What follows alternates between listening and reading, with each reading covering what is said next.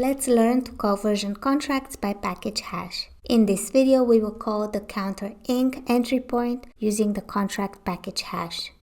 Where do we find the package hash? When we created the contract, we saved it under the account's named keys.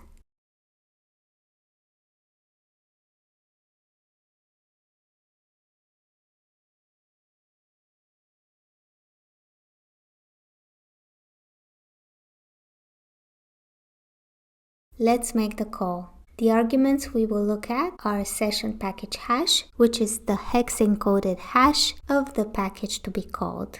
The session entry point is the name of the method that will be used when calling the session contract, and session version is the version that you wish to call.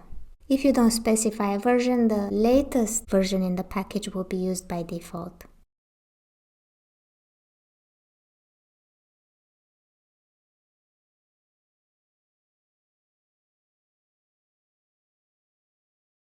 In the next video, we will see how to call a version contract by package name.